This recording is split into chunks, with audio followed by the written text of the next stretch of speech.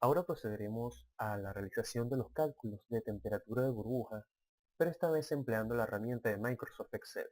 En este momento estamos empleando una herramienta de Microsoft Excel del año 2010. Fíjense, ya se tienen algunos datos adelantados.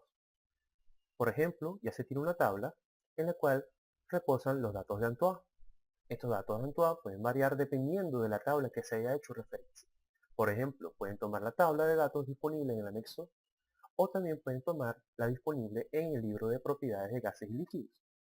Ahora bien, se indicará como 1, 2 y 3 a cada componente, dependiendo del grado de volatilidad y como se indicó en el problema anterior. Ahora bien, tenemos los datos de A, B y C correspondientes a A para cada componente. Esta es una manera de listarlos de manera que sea organizado y se haga referencia a los datos de A, B y C según cada componente. Igualmente se tienen los datos de Z. El orden es variante, pero es una manera de poderlo organizar. Podemos comenzar los cálculos verificando que las composiciones estén escritas correctamente. Comenzando la ecuación, escribimos igual, escribimos la función de suma y tomamos todos estos datos.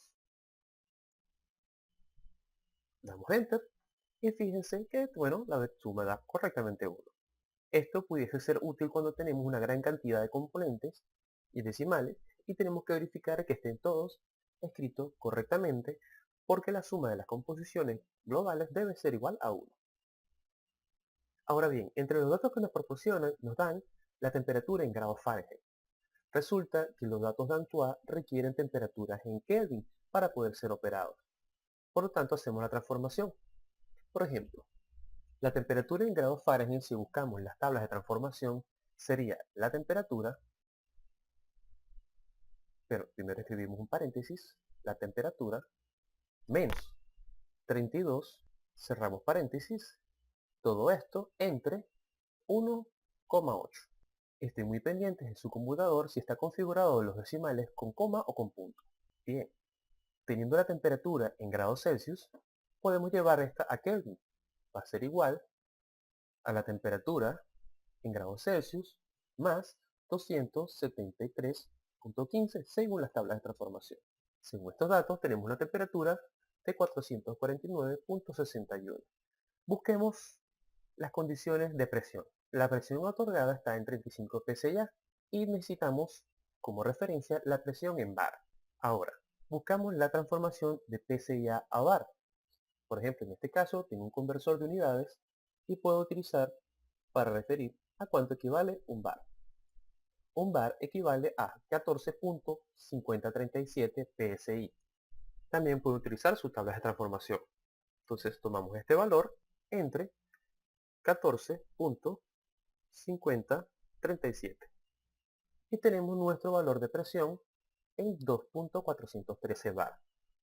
Debido a que los datos fueron proporcionados en condiciones absolutas, se escribe como bar A, de bar absoluto.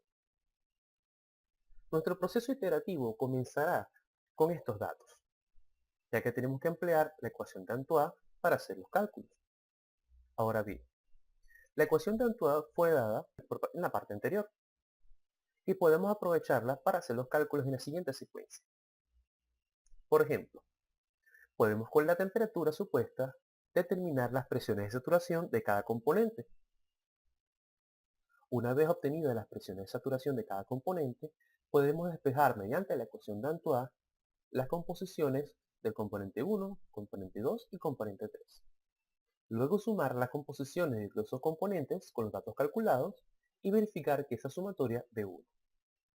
Ahora, para hacer los cálculos un poco más detallados, podemos agregar las columnas correspondientes, por ejemplo 3.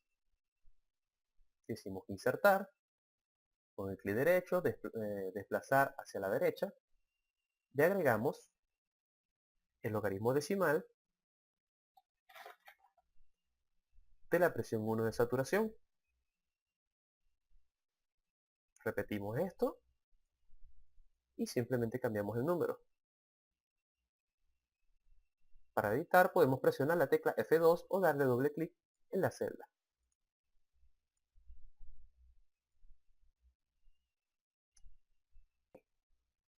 Colocamos un valor de referencia.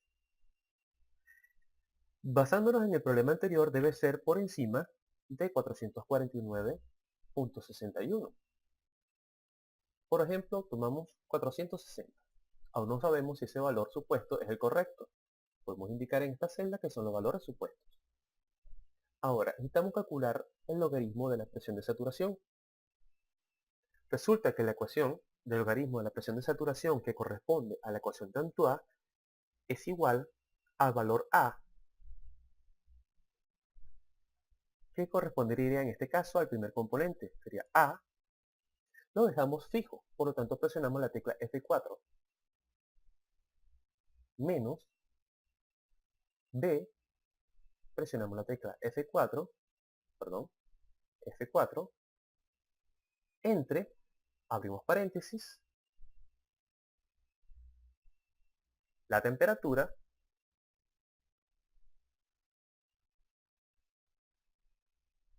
en este caso no presionamos F4 ya que queremos que varíe hacia abajo, más la constante C, presionamos F4, menos 273.15, según nos establece la ecuación de Antoine de los datos que tomamos. Ahora presionamos Enter para que se nos grabe la ecuación. Y tenemos que con estos datos nos da un logaritmo de 1.05. Ahora bien, continuamos esta misma secuencia, pero esta vez vamos a hacerlo para los demás datos, logaritmo de la presión 2 y logaritmo de la presión 3 de saturación. Debido a que colocamos referencias fijas, podemos copiar esta ecuación. Damos clic derecho, copiar, nos salimos con la tecla de escape y le damos pegar. ¿Esto para qué? Se nos hará mucho más fácil tomar las referencias si simplemente desplazamos celda por celda según el código de colores. Ya lo tengo descrito para el componente 2. También pudiese tomar la esquina de la celda y desplazarla hacia la derecha.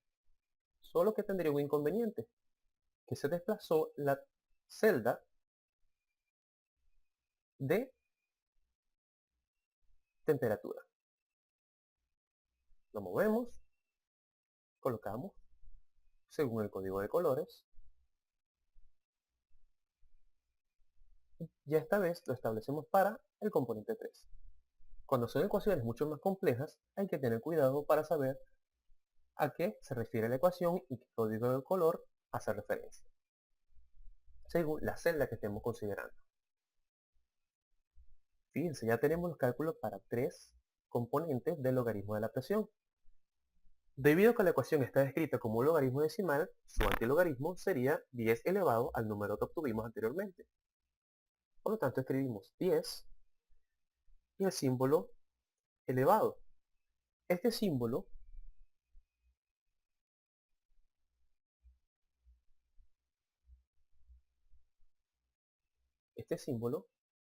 es difícil a veces de conseguir.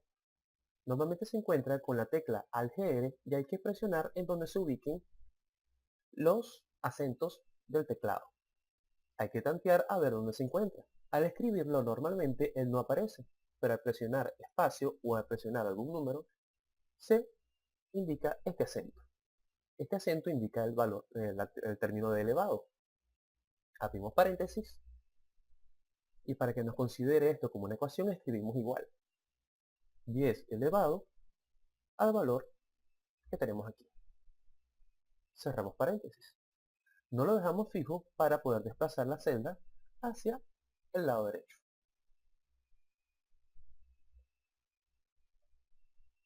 Fíjense que ya tenemos la ecuación descrita para todos estos componentes.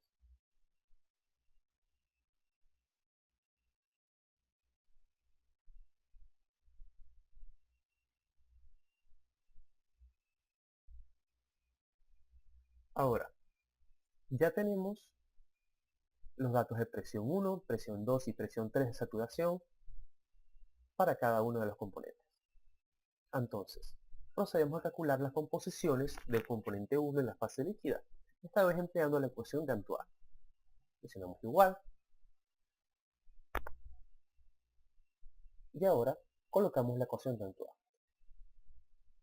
que sería la presión del sistema, que la colocaremos en bar, ya que los datos obtenidos por la ecuación de Antoine provienen de datos en bar.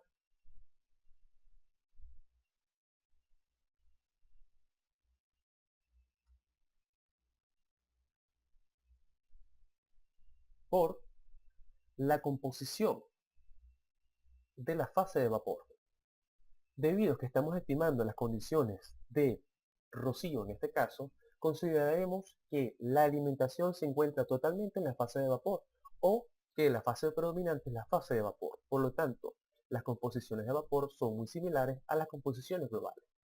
Por lo tanto, para el componente 1 utilizamos como referencia Z1.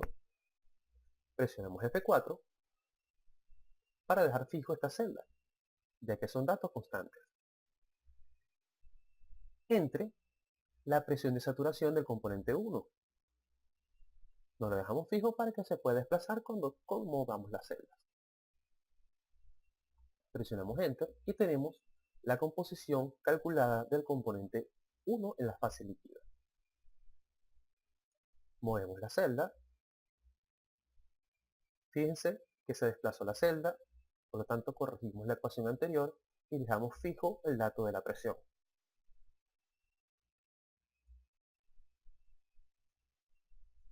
En este caso solamente movemos la composición global. Lo hacemos igualmente para el componente 3.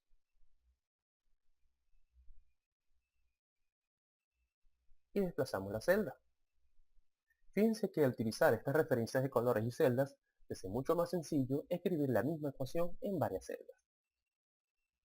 Luego empleamos la función de suma. Presionamos igual, escribimos suma, abrimos paréntesis y seleccionamos las celdas que queremos sumar. Fíjense que al sumar estos datos tenemos que nos da un total de 0.929. Quiere decir que estamos lejos del valor, pero tampoco tan lejano. ¿Qué hacemos ahora? Ya estas ecuaciones están descritas. Podemos ahora desplazarlas hacia la parte inferior y verificar que estén correctas.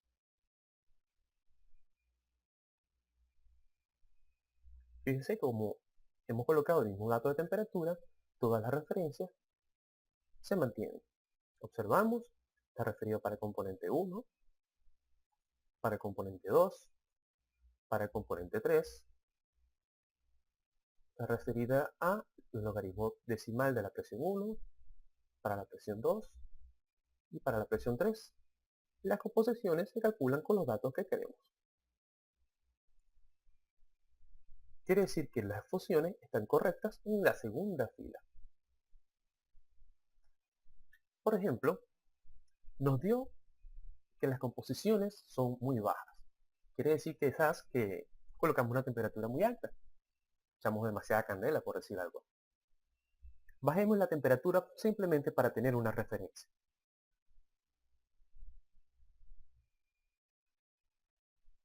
Al bajar a 450, inmediatamente podemos obtener la respuesta.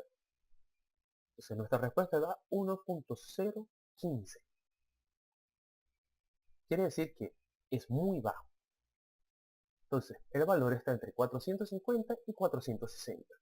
Normalmente en una iteración hay que buscar cerrar el rango, obteniendo un valor por debajo de 1 y uno por encima de 1, de manera de saber entre qué valores se encuentra la raíz que queremos determinar. Por ejemplo, 455.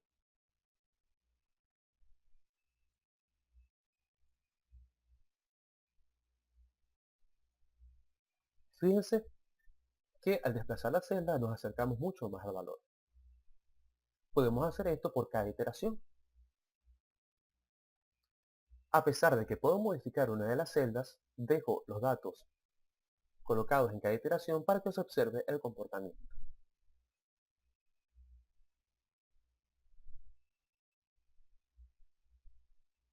por ejemplo, 453, ¿no? Me estoy alejando. Si se fijan, al elevar la temperatura del 450 a 455, se disminuyó el valor. Ahora, al disminuirlo, se incrementó. Quiere decir que estoy yendo en contra de la tendencia. Por lo tanto, tengo que colocar valores más altos, pero menores a 460. Por ejemplo, 458. Ok, vemos que este valor está más cercano a la respuesta buscada, pero aún así no es la respuesta correcta. 459. Oye, nos acercamos bastante. Pero fíjense que estamos desviados todavía porque nos alejamos respecto al dato tomado anteriormente.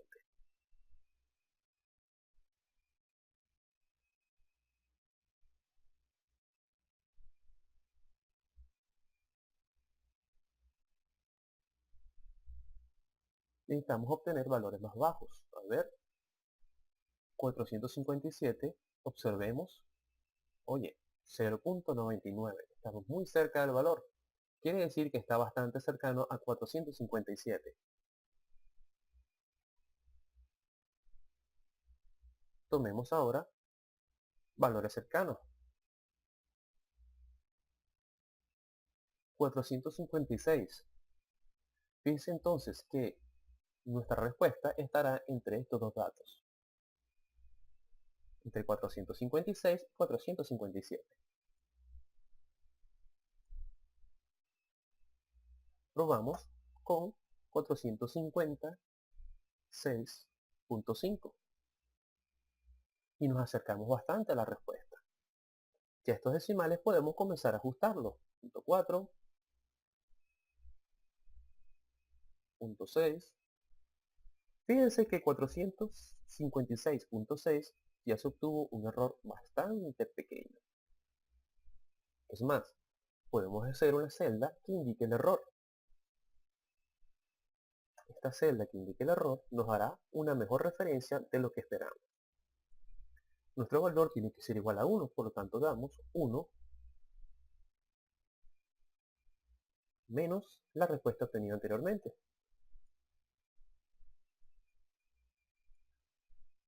Y como son datos muy pequeños, podemos expresarlos como una notación científica. Por lo tanto, sombreamos formato de celda y en el formato de celda pedimos notación científica. Fíjense que este error está por el orden de 1 por 10 a la menos 4 o 2 por 10 a la menos 4. Podemos hacerlo mucho más pequeño. Por ejemplo, 465, quizás no pasamos, 463, 64,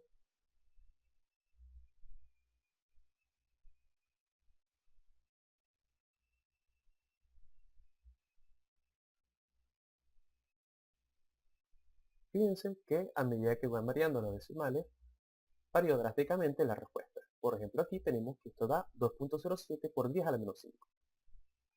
Debido a que estamos haciendo los cálculos mediante una herramienta de Excel, podemos obtener mayor cantidad de precisión en cuanto a los decimales. Por eso podemos observar cambios de alrededor de 1 por 10 a la menos 5.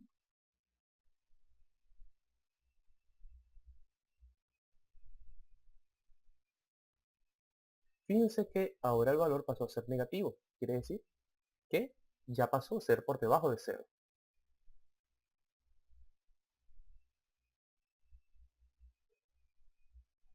Ya tengo una respuesta lo suficientemente buena para seleccionarla. Ahora bien, ahora emplearemos una herramienta diferente, que facilitará mucho los cálculos para determinar incógnitas de funciones complejas. Esta herramienta es Solver o también la función buscar objetivo, dependiendo de lo que querramos hacer. Por ejemplo, hagamos una celda aparte, con estos datos.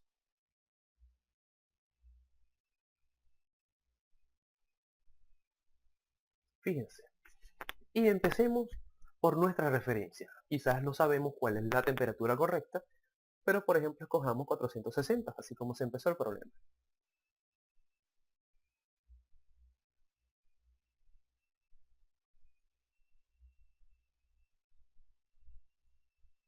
Bien, el error es alto, la temperatura no es la que esperamos, pero podemos emplear esta situación. Buscamos la pestaña Datos. En la pestaña Datos buscamos donde nos diga Análisis y sí. Si posee una mini laptop, quizás sea un poco complicado conseguir esta pestaña, pero bueno, busquen algo que haga referencia al término Análisis y sí. En el término Análisis y sí buscan Buscar objetivo. El buscar objetivo es algo muy sencillo. Vamos a pedir que una celda obtenga un valor definido cambiando la celda que queremos. Podemos hacer dos cosas.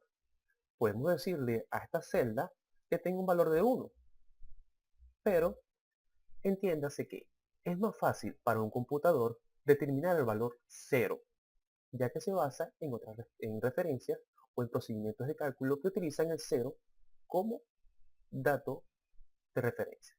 Por lo tanto, vamos a tomar mejor el error. Quiero que el error tenga un valor de 0. Podemos ser tan estrictos como para pedir un valor de 0 debido a que el calculador tiene una secuencia de cálculo muy avanzada. Pero si queremos ser menos estrictos, podemos decir que esto tenga un error de 1 exponente menos 5. Luego de obtener el dato, podemos pedirle mayor precisión. Queremos que cambie la celda de temperatura. Le damos a aceptar y dice, ha encontrado una solución con el error de 1 por 10 a la menos 5. Fíjense que el valor de respuesta da 456.61 y el valor nos dio 2.94 por 10 a la menos 5. No es exactamente lo que buscamos, pero lo suficientemente correcto. Ahora, podemos pedirle mayor precisión. Vamos a función datos, buscar objetivo, con el valor 0, cambiando la celda anterior. Es muy importante que el valor que se coloque en esta celda ya tenga una cercanía con lo esperado. Eso lo hacemos bajo la experiencia o bajo los datos conocidos.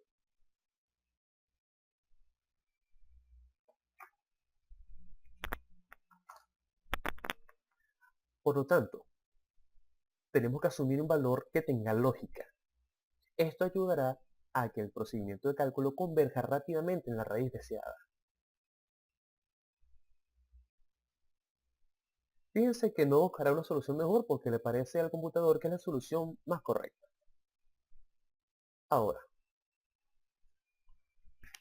haremos esto mismo, pero esta vez empleando otra herramienta llamada Solver.